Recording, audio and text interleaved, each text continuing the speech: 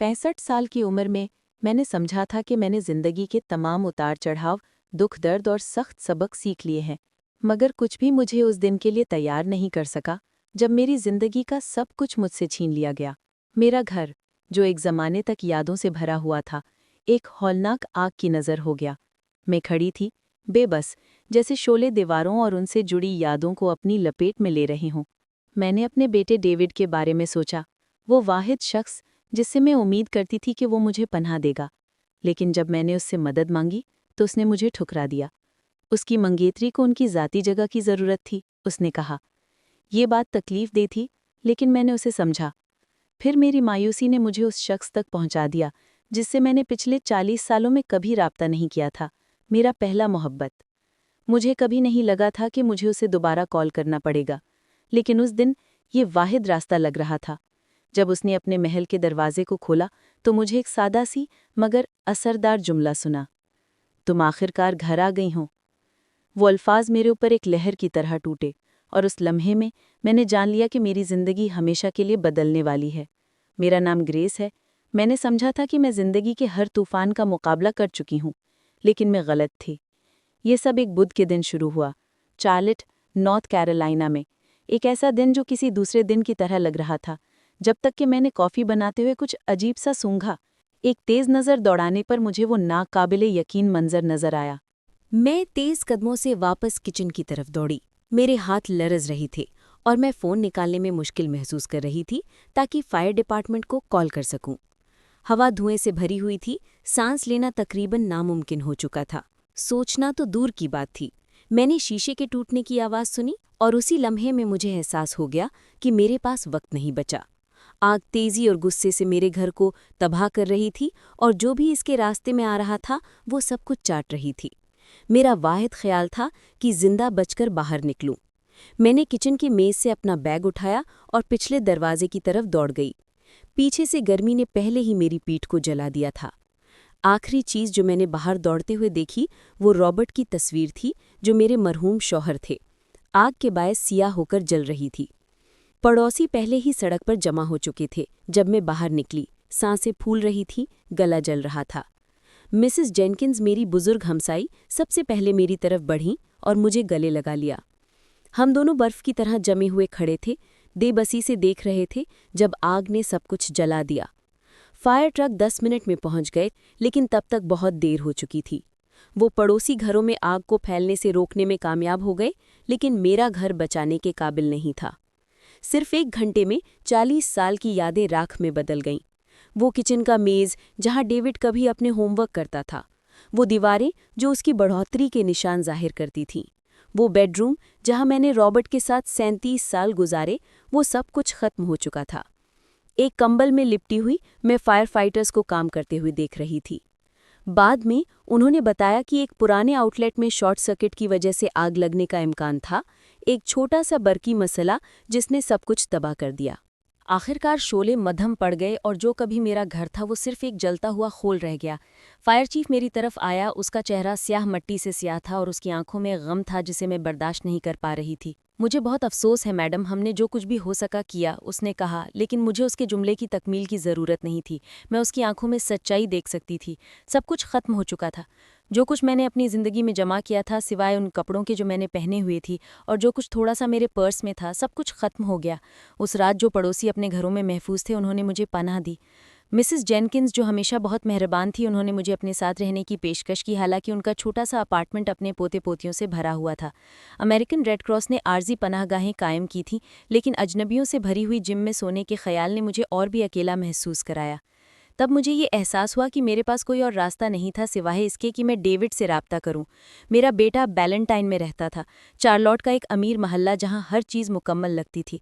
मुनज़्ज़म lawn, दरख्तों से सजी सड़कें और घर जो किसी मैगज़ीन से निकाले गए लगते थे। वो 4 साल पहले अपने इंश्योरेंस कंपनी में रीजनल मैनेजर की तरक्की के बाद वहाँ मुंतकिल हो गया था। हम कभी भी इतने करीब नहीं थे जैसे माँ और बेटे को होना चाहिए, मगर वो वाहिद ख़ानदान था जो मेरे पास बचा था। मैंने मिसेस जेनकिंस का फ़ोन उधार लिया, क्योंकि मेरा अपना फ़ोन पिघल चुका था, बिल्कुल वैसा ही जैसे बाकी सब कुछ। डेविड प्यारे, ये मामा है, मैंने कहा।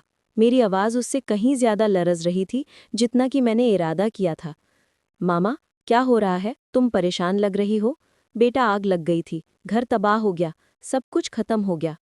اس کے بعد جو خاموشی چھائی وہ ناقابل برداشت تھی، جیسے وہ لمحہ کبھی ختم نہ ہو۔ کیا تمہیں چوٹ آئی؟ نہیں، میں ٹھیک ہوں، بس کچھ خراشیں اور دھوئیں سے گلے میں خراش ہو گئی ہے، مگر مجھے تھوڑی دیر کے لیے کہیں رہنے کی ضرورت ہے، صرف عارضی طور پر، جب تک کہ میں حالات کو سمجھ نہ لوں۔ ایک اور طویل خاموشی۔ ٹھیک ہے ماما، آ جاؤ، ہم کچھ حل نکال لیں گے۔ جو سکون مجھے محسوس ہوا وہ اتنا شدید تھا کہ میں تقریباً گر گئی۔ میرا بیٹا میری مدد کرے گا۔ تمام فاصلے، گزرے ہوئے فون کالز اور غیر آرام دائک تتی حالات کے کھانے کے باوجود وہ اب بھی میرا بیٹا تھا۔ اگلے دن میں وہاں کھڑی تھی، اپنی تباہ شدہ منزل کو دیکھتے ہوئے انشورنس ایڈجسٹر کا انتظار کر رہی تھی۔ وہ بالکل وقت پر آیا، ایک نوجوان آدمی جو لگتا تھا کہ وہ کہیں اور ہونا پسند کرے گا، تباہی کا جائزہ لے رہا تھا، ایک ہاتھ میں کلپ بورڈ اور دوسرے ہاتھ میں کیمرہ لیے۔ کل خسارہ ہے، اس نے کہا، جیسے ان الفاظ میں زندگی بھر کا بوجھ نہ ہو۔ کتنی رقم ملے گی؟ میں نے پوچھا، پہلے ہی جواب کے خوف سے۔ آپ کے پاس $2 لاکھ کی پالیسی تھی، مگر ڈپریسیشن اور آپ کے ڈیڈکٹیبل کے بعد شاید $90,000 ملیں گے، شاید کم بھی۔ $90,000 میں 42 سال کی زندگی کو دوبارہ بنانا، یہ حقیقت سے زیادہ ناممکن محسوس ہو رہا تھا۔ مسز جینکنز نے ایمرجنسی فنڈز کی مدد سے مجھے کچھ بنیادی کپڑے اور ضروریات زندگی خریدنے میں مدد کی، جو ریڈ کراس نے فراہم کیے تھے۔ اب جو کچھ میرے پاس تھا وہ ایک چھوٹے سے ادھار لیے ہوئے سوٹ کیس میں سما گیا تھا، بس اتنا ہی۔ یہی وہ سب کچھ تھا جو میں نے اپنی زندگی میں بنایا تھا۔ ڈیوڈ کے گھر کا سفر ایسے محسوس ہو رہا تھا جیسے میں بالکل غیر مانوس دنیا میں جا رہی ہوں۔ جب واپس جانے کے لیے کچھ نہ ہو تو سب کچھ مختلف لگتا ہے۔ وہ جگہیں جو کبھی میری روزمرہ کا حصہ تھیں، وہ گیس اسٹیشن جہاں میں ہمیشہ اپنی لاٹری کی ٹکٹس خریدتی تھی، وہ ڈائنر جہاں رابرٹ اور میں اتوار کے صبح ناشتہ کیا کرتے تھے، اب وہ مجھے کسی اور کی ماضی کی کہانی لگنے لگی۔ ڈیوڈ کا محلہ دوسری طرف ہمیشہ کی طرح بے داغ تھا، کامل لان، سلیٹے سے بنی ہوئی سڑکیں، اور ایسی زندگیاں جو آگے بڑھ رہی تھیں بدلے بغیر، جبکہ میری زندگی مٹی میں مل چکی تھی۔ مجھے یہاں اجنبی محسوس ہو رہا تھا، جیسے ان کے مکمل دنیا میں ایک غیر متوقع مہمان ہوں۔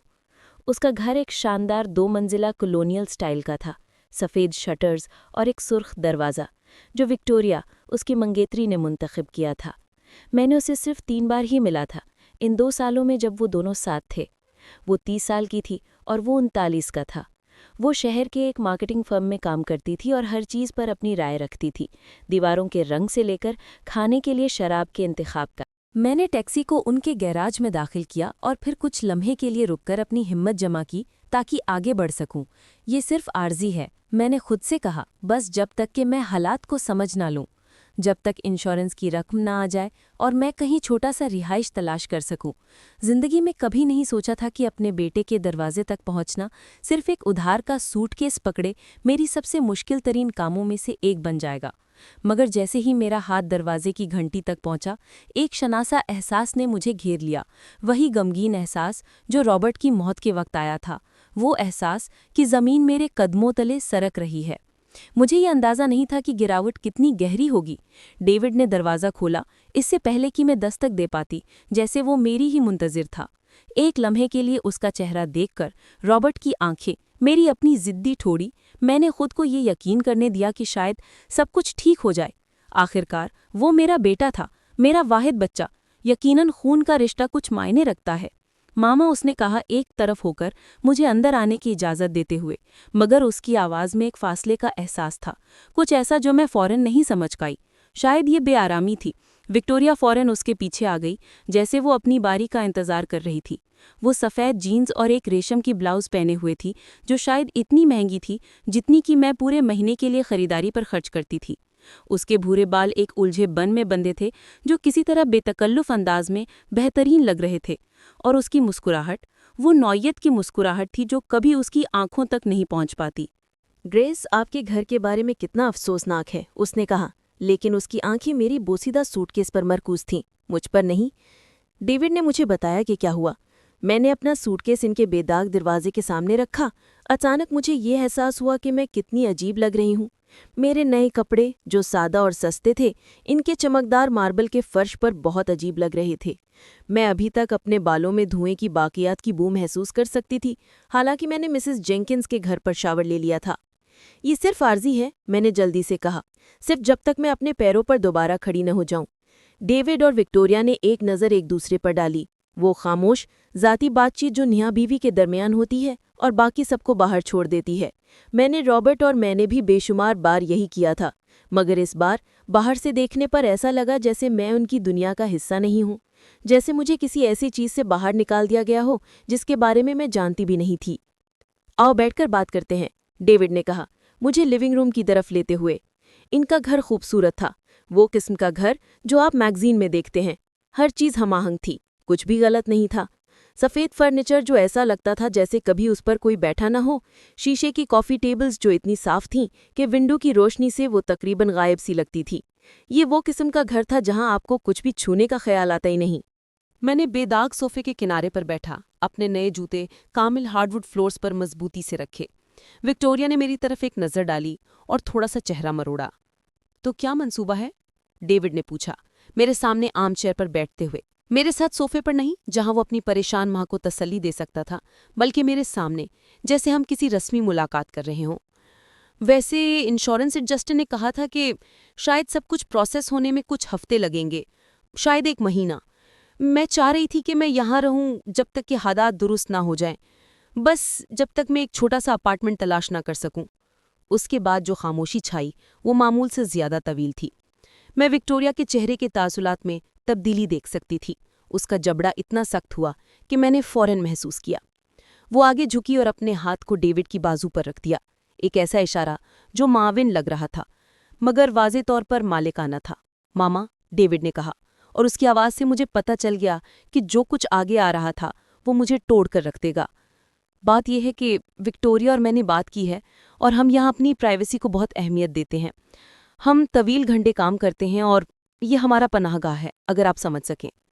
میں پلکیں جھپکانے لگی، جو وہ کہہ رہا تھا اسے پوری طرح نہیں سمجھ سکی۔ میں آپ کی راہ میں نہیں آؤں گی، میں خود کو الگ رکھوں گی، کھانا بنانے اور صفائی میں مدد کروں گی، میں بوجھ نہیں بنوں گی۔ وکٹوریہ آگے جھکی، اس کی آواز نرم لیکن پختہ تھی۔ یہ بوجھ ہونے کی بات نہیں ہے گریس، یہ جگہ کی بات ہے۔